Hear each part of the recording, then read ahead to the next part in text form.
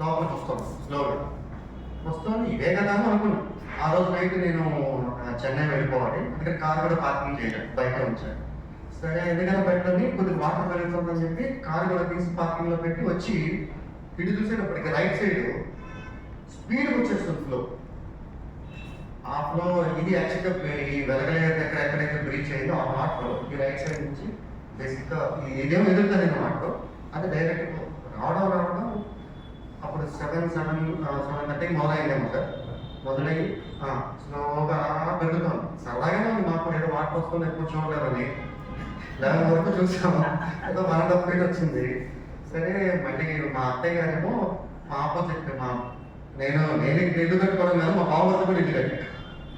ఆయన ఎవరికి ఎలా ఉంటాడు, అత్తయ్య గారిని గ్రౌండ్ ఫ్లోర్లో ఉంచాము. సో ఆవిడకి ఫుడ్ ఇచ్చేద్దాం తొందరగా వెళ్ళిపో అంటే ఆవిడ వంట చేసి బ్యాగ్లో సర్ది నేను లోపలికి వెళ్ళి బయటకు వచ్చేటప్పటికి మా కింద పార్కింగ్ వచ్చేటప్పటికి నాకు కాలం దాటి 1.5 ఫీట్ వచ్చి అమ్మ ఇదేంటి ఎలా ఉంది ఎలాగలుగుతానా అని చెప్పి మెట్లు దిగాను సార్. రోడ్డు మీదకి వచ్చినప్పటికి ఇక్కడికి వచ్చాను. నాకు కాలు చేయకపోవడం మరి కొద్దిగా భయం వేసి అసలు కొద్దిగా అడిగారులాంటి కొద్దిగా నడవచ్చాము. సో నాకు భయం మీద గేటు పట్టుకొని లోపలికి వచ్చాను. వచ్చి ఎదురుగా వాచ్మెన్ అన్నాడు, అక్కడి నుంచి కాదు మీరు బయటకు రావద్దు దిగిపోతుంది అని చెప్పి వాడు ఈదుకుంటూ వచ్చేసి తీసుకొచ్చారు. రాగానే ఇంకా ఆ వాచ్మెన్ని ఫస్ట్ అక్కడ పంపించి లోపల ఆవిడ మంచానికి ఒక 6 ఇంచుల గ్యాప్ పైన అంతవరకు సర్వెంట్ చెప్పండి. ఆవిడ శుభ్రంగా ఆవిడ పక్కన కూర్చేసుకుని కూర్చుంది, కానీ ఇలా లోపలికి నీళ్ళు వస్తున్నాయి ఏం చెప్పాలి. సో ఆ పైన పంపిస్తే ఆవిడ చేతితో ఎత్తుకొని పైకి తీసుకెళ్ళి పైన కూడా మా అందుకంటే పోషన్ తారాలు తీసి ఆమె బెడ్ మీద పడుకోబెట్టి వచ్చి మళ్ళీ ఫుడ్ అంతా తీసుకొని తెచ్చాడు. అదే మొదలు సార్. ఇంకా అప్పటి నుంచి పవర్ అక్కడ ఎప్పుడో పోయింది. నా ఫోన్ కూడా మధ్యాహ్నానికి ఛార్జ్ చేయండి, సండే కదా ఛార్జ్ చేసి మార్నింగ్ 30% ఎంత అవుతుంది, మధ్యాహ్నానికి డ్రై అయిపోయింది. సో మా మిస్సెస్ ఫోన్ మా పిల్లల ఫోన్లు ఏమో చూసుకుని మాట్లాడుతున్నాం ఉన్నాము. నెట్వర్క్ పనిచేయడం ఆలోచన ఈవినింగ్ ఆ రోజు ఇట్లే సార్. పాము అంటాం పిల్లలు గెలవడం అది సరదాగా మా చిన్నమ్మాయికి దానికి సరదా కదా. చూస్తే అక్కడ ఒక పావు ఉంది నాన్న, ఇక్కడ ఒక పావు ఉంది నాన్న, అదేదో చెట్టు పక్కన పావు ఉంది నాన్న లోపలికి వచ్చింది. ఇదంతా Sunday Sunday first day real enjoy. అన్ని పాములు ఒకదాన్ని ఒకటి వెళ్ళిపోతుంటే కింద సో అది చూసి ఆ రోజంతా ఎంజాయ్ చీకటి చల్లగా ఉంది కూడా పడుతున్నాం, అంతా బాగా మర్నాడు బాగా ఉంటుంది. మర్నాడు మధ్యాహ్నం మా పాపకి సండే నుంచి ఫీవర్ పోలేదు మధ్యాహ్నం. సో 104 ఫీవర్, టెంపరేచర్ డౌన్ అట్లా వాంతులు అయిపోతుంది ఎంతగా. సో సరే తగ్గిపోతుందని మర్నాడంతా చూసాం. డోలో 650 ఉంది, ప్రతి 6 గంటలకు కూడా వేయడం పడుకోబెట్టడం అలాగే నచ్చింది. ట్యూస్డే సోమవారం అంతా పర్లేదు. ఇంక సోమవారం మధ్యాహ్నానికి కొద్దిగా టెన్షన్ అయిపోయింది, స్లోగా ప్యానిక్ పోలేదు. ఇంకా ఆ రోజు నైట్ కూడా గడిపేసాం. మర్నాడు పొద్దునకి వాడుకునే వాటర్ డ్రై అయిపోయాయి ట్యాంకులో. డ్రింకింగ్ వాటర్ ఫుడ్ మనకునే ప్రాబ్లం, వాడుకునే వాటర్ అంటే సరే మావాడేమో టెన్షన్ పడతాం వాళ్ళంటే వెళ్ళిపోతాం ఏదో ఒకటి చూడండి నేనే ఉండవు అని చెప్పి ఆ బురదలే కొద్దిగా బకెట్ పైకి పట్టుకొచ్చి ప్రతి వాటర్లో ఒక బకెట్ పెట్టి యూరిన్ వాడుకోండి, మంచినీళ్ళు తలా ఒక బకెట్ ఉన్నాయి. ఈరోజు గడిపేద్దాం రేపటి తగ్గిపోతుంది అని ఊరికే చెప్తున్నాను.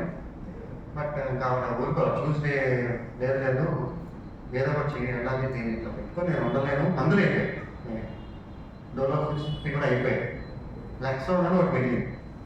ఫోన్లో అడిగితే మెడికల్ షాప్ ఫ్రెండ్ ఎవరు అడిగితే లెక్సోన్ మంచిగా చూడు అదొకను పారాసెటమాల్ అది వేసి ఉంచాము. ఇంకా బాగానే ట్రై చేశాను సార్. మా ఫ్రెండ్ ఒక ఐఏఎస్ ఆఫీసర్ ఉన్నాడు, నాకు ట్రై చేస్తే నేను 47 వార్డులో చూసుకుంటున్నా, నీకు పంపిస్తా ఏదో ఒకటి అడిగానే రాదు ఎంతసేపు. ఇంక ఇది కాదని ఆ రోజు మధ్యాహ్నం నేనే నీళ్ళలో దిగి ముందు పట్టుకొని తోట వారికి నీళ్ళు పట్టుకొచ్చి బోట్ ఎవడో ఒకటి అడుగుదామని వచ్చాను. సరే అప్పుడే ఈయన దగ్గర కూడా వెళ్ళా, పవర్ బ్యాంక్ ఉందన్నాడని అలాగే జాగ్రత్తగా కొట్టుకుంటూ వెళ్ళి అక్కడ మాకు ఆ తోట వారి దగ్గరికి మళ్ళీ ఒక 10 అడుగులు డిఫరెన్స్ ఉంది. మా సందులో ఇక్కడ వరకు వచ్చాయి సార్, చెస్ట్ వరకు వచ్చాయి.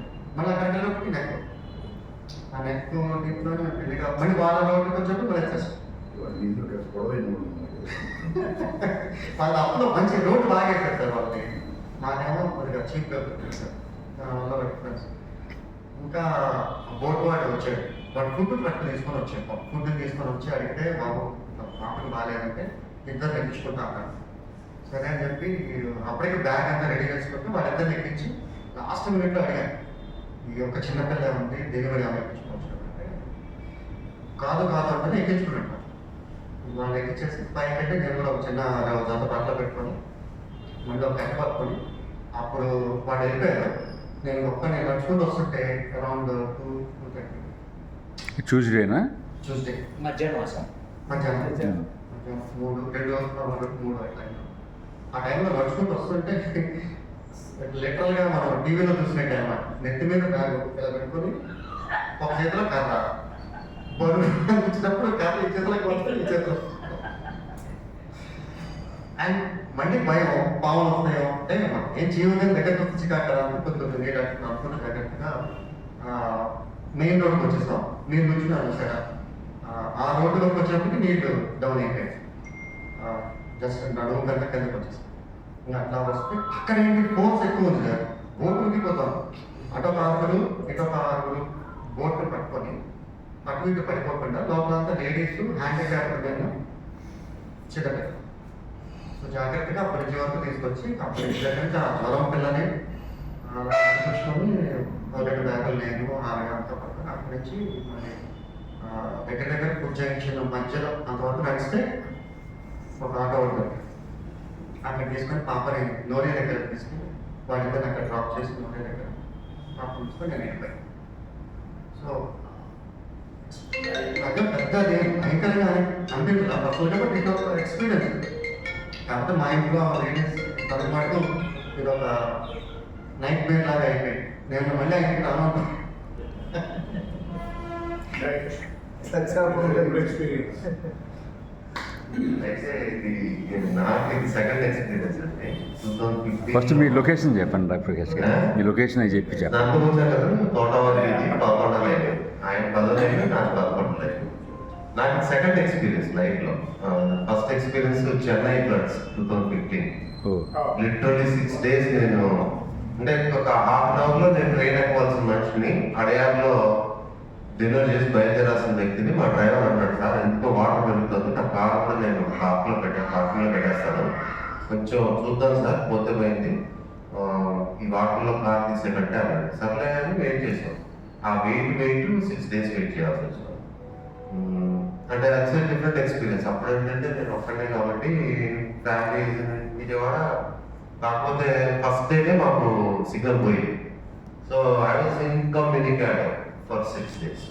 4th day అడిగారు మెయిన్ రోడ్ దగ్గరికి వెళ్ళి ఎస్బీఐ ఉంటే అక్కడ ఏదో సిగ్నల్ దొరికితే మామిడి కాల్ చేసి ఇంకా చాలా అయితే ఇక్కడ వేరే ఎక్స్పీరియన్స్ అంటే మా ఫ్యామిలీ నాగరాజ్ గారు చెప్పినట్టు ఒక ఫస్ట్ 3-4 days పెద్ద ప్రాబ్లం అనిపించలేదు. ఎందుకంటే we have sufficient grains in the house. అంటే రైస్ కానీ గ్రెయిన్స్ కానీ 2-3 వెజిటబుల్స్, రూట్ వెజిటబుల్స్ కానీ ఏమైనా ఉన్నాయి. వాటితో ఏదో గడిపేసాం. ఏదో సరదా నేను చెప్పను, ఎందుకంటే నాకు is 80-year-old father who is panic already. Is not like you by is panic to the extent possible. So he was literally on my head. సరే ఏదో అలా మేనేజ్ చేసుకుంటూ 3 days ట్రై చేసాం. ఇంకా వల్ల కావట్లేదు. నేను లోకేష్ గారికి కాల్ చేశాను. వాళ్ళ ఆఫీస్ వెంటనే రెస్పాండ్ అయ్యారు. పంపిస్తాను సార్, నేను కమిషనర్తో మాట్లాడతాం లేకపోతే కలెక్టర్తో మాట్లాడతాం, మీకు ఏదో బోట్ అరేంజ్ చేస్తామని నేను చెప్పాను. పెద్దవాళ్ళు ఉన్నారు 80-year-old, వాళ్ళని సేఫ్గా తీసుకెళ్తానంటే బోట్ పంపించండి. చేస్తా ఉన్నారు. ఆ ఫస్ట్ డే నుంచి 3rd day వరకు ఏమీ ఉంటుంది. ఏదో లక్కీగా వేరే వాళ్ళు ఎవరో బుక్ చేసుకున్న బోట్లో ఉన్న కానిస్టేబుల్ తెలిసిన ఒక అమ్మాయి మా అక్కయ్య ఆఫీస్లో పనిచేస్తుంది కాబట్టి ఆ అమ్మాయి కాల్ చేసి 10వ లైన్లోకి వస్తున్నాం, 11వ లైన్లో మీరు ఉంటారు కాబట్టి మీరు రెడీగా ఉండంటే 5 నిమిషాల్లో వస్తాం. అక్కడ ఎక్కించేసుకున్నాడు మా పేరెంట్స్, వాళ్ళతో పాటు 2 అబ్బాయి పంపించేసి. అప్పటివరకు కూడా ఏం ప్రాబ్లం ఏమవ్వలేదు. కాకపోతే ప్రాబ్లం ఎప్పుడు రావడం మొదలెట్టిందంటే none of the food guys are coming to our area. ఏదో బోట్ వస్తుంది 20 మంది ఎక్కించుకొని వెళ్ళిపోతారు, కానీ ఈ ఫుడ్ డెలివరీ బోట్స్ అనేవి సముద్రంలోకి రావాలి. ఇంటీరియర్స్ అంటే మెయిన్ రోడ్డు తోటవారి వీధి మెయిన్ రోడ్డు అక్కడి నుంచి ఇక్కడ వరకు తిరగడం వేరు కానీ అసలు అక్కడికి రావడమే అదైతే చాలా డిఫికల్ట్ అయిపోయింది. తోటవారి వీధిలోకి రావడం అనేది డిఫికల్ట్. ఎందుకంటే మొత్తం సింగనగర్ మీదే focus. Main area Singh Nagar flyover దగ్గర ఏరియా అక్కడే ఎక్కువ ఫోకస్ ఉన్నది అని నాకు అనిపించింది. చాలా మంది కూడా అదే చెప్పారు, అక్కడైతే సూపర్గా ఫుడ్ దొరుకుతుంది సార్, మీరు కావాలంటే రండి నేను తీసుకెళ్తాను, మీకు ఎంత ఫుడ్ కావాలంటే అంత, ఎన్ని వాటర్ బాటిల్స్ కావాలంటే అన్ని, ఎంత మెడిసిన్స్ కావాలంటే అన్ని దొరుకుతున్నాయి సార్ అక్కడ, మీరు రండి సార్ అంటాడు. నాకేమో ఫ్యామిలీ వదిలేసి నేను ఒక్కటే ఉన్నాను, బాగలేదు ఇంట్లో, తను హైదరాబాద్ వెళ్ళిపోయింది. సో నేను పిల్లలిద్దరు నేను ఎల్డర్లీ పీపుల్ వదిలేసి నేను ఊరు బయటికి వెళ్ళిపోయి అక్కడ ఎవరైనా నేను స్టక్ అయితే ఇంకొంచెం పెద్ద ప్రాబ్లం. అందుకని నేను కథలు తలుచుకోలేదు. But we were not waiting. మాకు డ్రింకింగ్ వాటర్ అయితే ఇంకేం చేసాము, ట్యాంక్లో ఉన్న వాటర్ కొంత బాయిల్ చేసి ఆ వాటర్ దాన్ని అలా ఒక రోజు పెట్టేసాం. ఇంకా అప్పుడు నాకు అనిపించింది ఇలా అయితే కుదరదని చెప్పి పక్కన ఎవరో వాళ్ళు ఎవరో ట్రాక్టర్ బోట్ అరేంజ్ చేస్తుంటే వాళ్ళ ద్వారా వీళ్ళు పంపించేసాం. తర్వాత నా ఫోన్ అంటే డెడ్, ఇంకెవరు అంటే అందరూ ప్యానిక్ అయ్యి కాల్ చేసేవాళ్ళే. ఒకసారి ఫోన్ చేస్తే చాలు 1% వెళ్ళిపోతుంది. అలా 800 ఫోన్లు ఛార్జింగ్ పెట్టి పెట్టి పెట్టి ఆ ల్యాప్టాప్ కొట్టేసాయి, ఫోన్లు కొట్టేసాయి. నిజంగా 10% మిగిలింది. నా ఒక్క ఫోన్, మా అబ్బాయి ఫోన్ కూడా డెడ్. ఇంకా ఓన్లీ కమ్యూనికేషన్ మిగిలింది అంటే ఆ 10%లోనే ఏదో ఒకటి చేయాలి అని చెప్పి ఎవరో ట్రాక్టర్ వస్తే ఆ ట్రాక్టర్ ఎక్కేసి అటు నున్నమైపోయింది. And what you might have seen is completely different from what I have seen. అంటే మీరందరూ ఇటువైపు చూస్తుంటారు, ఇది సింగర్ ఫ్లైఓవర్. నేను అటు సైడ్ ఉన్న ఆ ప్రకాష్ నగర్ వాళ్ళని చూశానంటే అక్కడ ఇంకా అగమకూర్చడం. అసలు అక్కడైతే మా వైపు అయితే కొంచెం plan roads, plan houses, apartments, అవన్నీ షాంటీస్ అంటే గుడిసెలు, పూరి గుడిసెలు, చిన్న చిన్న ఖండిత, ఆ ప్రకాష్ నగర్ ఇవన్నీ చిన్న చిన్న ఇల్లు గ్రౌండ్ ఫ్లోర్లో ఇల్లు ఉంటాయి. వాళ్ళకి ఒకసారి గ్రౌండ్ ఫ్లోర్ మునిగిపోయిన తర్వాత వాడు ఏం చేస్తాడు, వాడు రోడ్డు మీద పడిపోయి ఎక్కడ ఏది దొరికితే అది తీసుకునే సిచ్యువేషన్ వచ్చింది. అది నాకు చాలా బాధ చేసింది. అదే నేను ఐఆర్ఆర్ ఎక్కేశాను, అక్కడంతా మొత్తం ఆఫీసర్లు అందరూ ఇంక్లూడింగ్ కాంట్రవర్షియల్ పీపుల్ లైక్ విషయాలు ఉంది స్టేషన్ ఆన్ ఐఆర్ఆర్. అక్కడ ఏదైతే మన శ్మశాన వాటి అక్కడి నుంచి మొత్తం ఐఆర్ఆర్ అంతా ఫుల్లీ ప్రాపర్గా ఉందన్నమాట. మొత్తం మిషనరీ అక్కడే ఉంది. లోపలికి రాడు needy people all around that.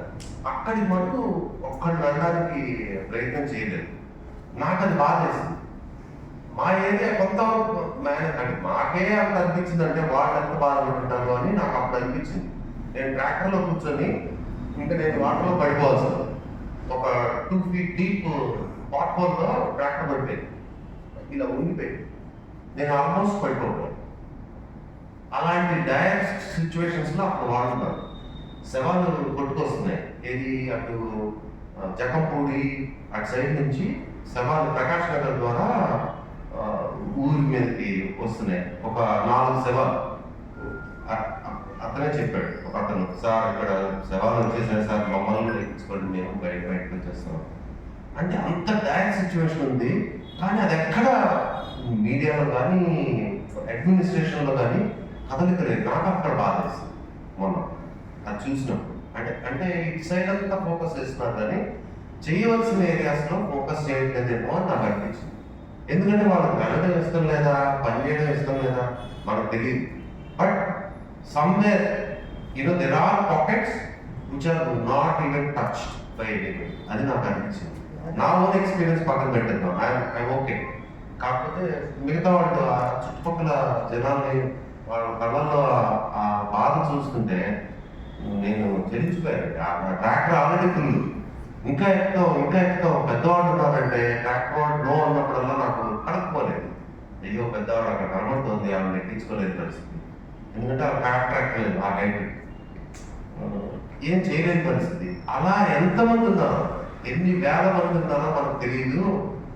వాళ్ళని ఎలా అడ్రస్ చేయాలనేది ఆలోచించాలి అని ఎజెండా నా తరఫున అని నేను అనుకున్నాను.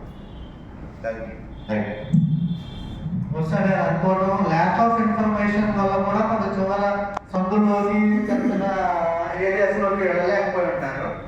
Government leadership of Chandrababu Naidu is doing very well. యాక్చువల్గా మొత్తం అఫీషియల్ యంత్రాంగాన్ని మొత్తం కూడా దించేశారు. అన్ని రకాల బృందాలు కూడా ప్రయత్నం చేస్తున్నాయి. కాకపోతే కొంత ఇన్ఫర్మేషన్ కానీ లేకపోతే వెళ్ళడానికి అవకాశం లేని పరిస్థితులు వెళ్ళలేకపోయి ఉండొచ్చు. రిక్వెస్ట్ డాక్టర్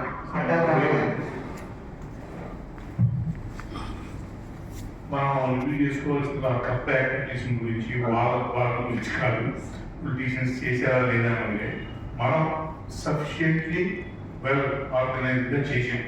4 రోజులు కూడా leadership of young intelligence like Bobby,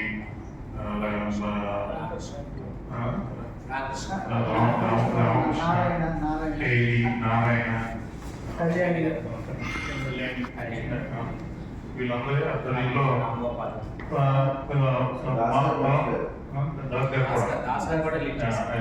అందరి తల్లిలో బాగానే చేసాం.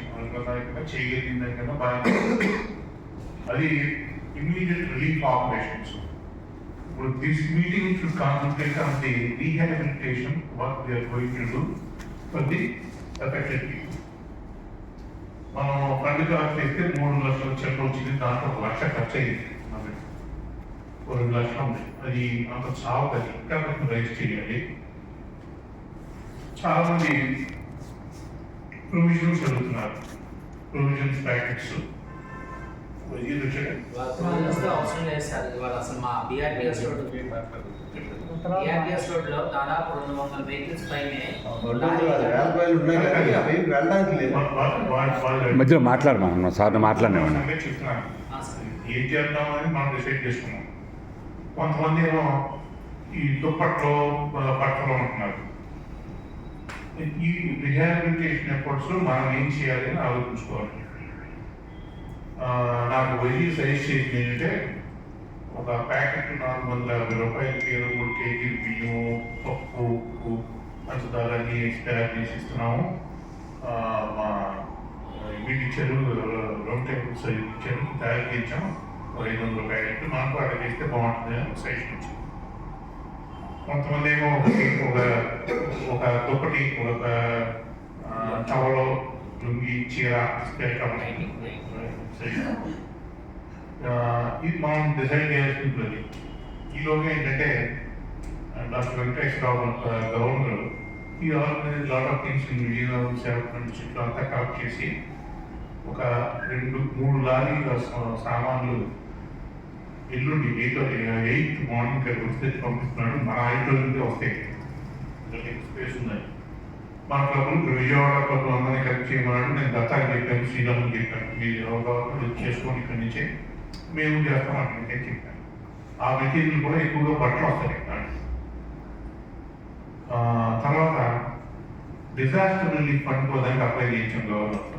రోటరీ ఇంటర్నేషనల్ రోటరీ ఫౌండేషన్కి డిజాస్టర్ రిలీఫ్ ఫండ్ ఐడియా లేదు.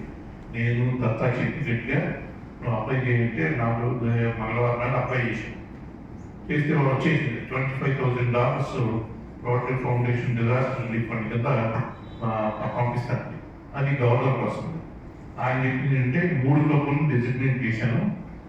మీది విజయవాడ విట్టను, విజయవాడ ఈస్ట్ డెసిగ్నేట్ చేశాను. ఇంకెవరితో కలిసి కూడా కలవచ్చు, ఖర్చు పెడదాం, నాకు ఇది చూద్దాం, ప్లాన్ చేద్దాం. అది ఆ పరిస్థితిలో మనం ఈ రీహాబిలిటేషన్ వర్క్లో ఏం చేద్దాం అనేది ప్రొవిజన్స్ ఇద్దామా?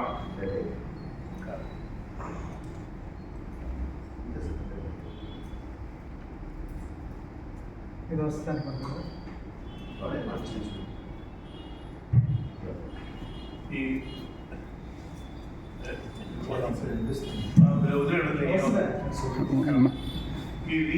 కాదు, మైక్తో మాట్లాడండి. నిర్ణయించాలి. మీ సజెషన్స్ దాంట్లో కావాలి నాకు. అంటే ఫీల్డ్లో తిరిగిన వాళ్ళు మీకు తెలుసు ఎవరికి ఏం కావాలో ఏంటో. ఇప్పుడు బాబీ ప్రొవిజన్స్ అంటే అవసరం లేదనంటే చెప్తున్నాడు. అంటే గవర్నమెంట్ ఇస్తాను, no doubt about it. Government అందరికీ ఒక ప్రొవిజన్స్ తయారు చేసి ప్యాకెట్ చేసి పెట్టింది. ఆ, అది ఇంకా ఎల్లుండి నుంచి డిస్ట్రిబ్యూట్ చేస్తారు మొదలు పెట్టారు సార్. మొదలుపెట్టారు సార్. విడుదలలో నేను వచ్చి మొదలుపెట్టేస్తాం. మొత్తం ఓకే. BRTS కంపెనీ సరే. అది ఆయన వాళ్ళు ఇచ్చిన ప్రకారం అయితే మన దగ్గర 12 11 రూపాయలు అంత ఇచ్చే కెపాసిటీ మనకు లేదు. అందుకని ఏం చేద్దాం అనేది నాకు సజెషన్స్ మీరు డిసైడ్ చేస్తే దాని ప్రకారం చేద్దాం. మన ప్రెసిడెంట్ గారు కూడా వార్తలు వచ్చేస్తున్నారు. ఆయన కూడా మీరు డెసిషన్ తీసుకున్న దాని ప్రకారం చేద్దాం అన్నారు. అది సంగతి. We want some inputs for everybody. Medical camp చాలా మంది డాక్టర్స్ వద్దు మెడికల్ క్యాంప్ మనం చేస్తే చదువు కాబట్టి ఎందుకంటే వాళ్ళని డయాబెటిక్ పేషెంట్ అని చెప్పాడు. సరే డయాబెటిక్ పేషెంట్ కానీ మనం డయాబెటీస్ మందులు ఇచ్చేదే. ఎందుకంటే వాడు ఏం వేసుకుంటున్నాడో తెలియదు, వాడు డయాబెటీస్ ఏ లెవెల్ ఉందో తెలియదు. చాలా సార్లు జరిగింది అంటే మందులు ఇచ్చేస్తే వాడు మీద వేసి పడిపోయాడు. Hyper glycaemia. Never go in the medical camp.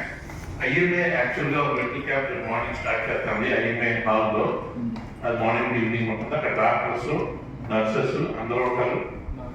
Free మా testing, free investigations, free medicines అక్కడ. అది విమర్శ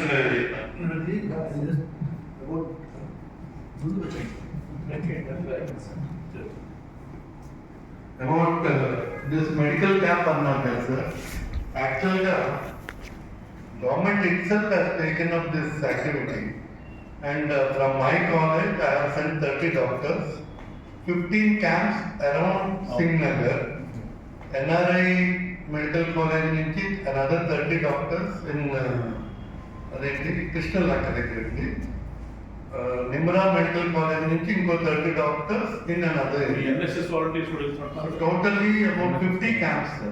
Medical camps 50 along with medicines and whatever. Then if there is any serious case అంటే GGH పంపించేస్తాం.